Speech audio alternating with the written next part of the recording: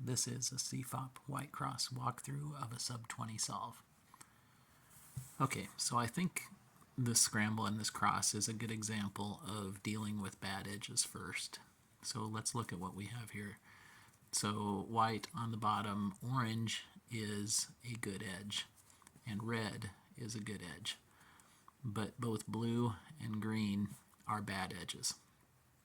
So if we want to deal with blue or green first, let's take a look. If we move blue either direction, it turns red into a bad edge. So we don't want to do that. But if we move green, we can turn green into a good edge while inserting red. That might be okay, except that now green is ready to be inserted into the bottom, but it's on the wrong side of red.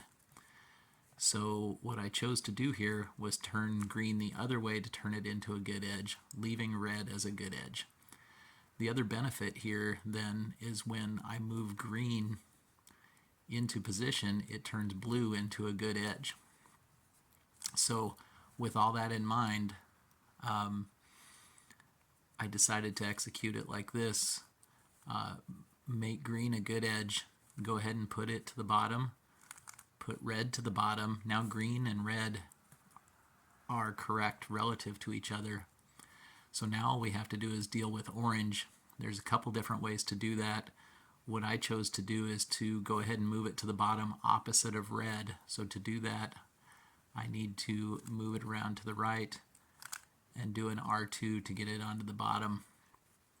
And now I've got 3 cross pieces ready to go, and my blue is still a good edge and attached to its proper center, so I can just align the cross and then finish with my blue edge piece. So my cross is done now. So at this point, I probably should have seen this blue-red pair. Here's the blue-red corner, the blue-red edge. That would have been pretty nice to deal with, but I didn't see that. Instead, what I saw was the green-red. So green-red corner, green-red edge. I've got all my slots open, so I can use any slot to pair them up. So I paired them up like this. They're now ready to be inserted, and their slot is in the back left. So I do the back insert. At that point, I did see the blue-red while I was executing that. Watch the blue-red corner go around to here. The blue-red edge is still here. So there's a couple different ways to pair those up.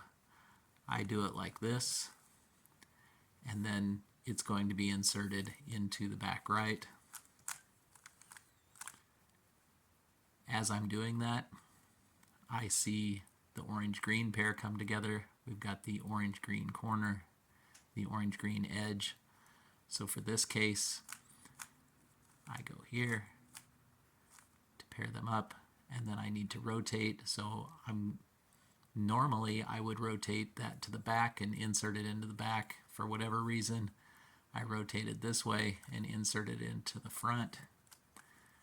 As I did that, I saw my final pair here.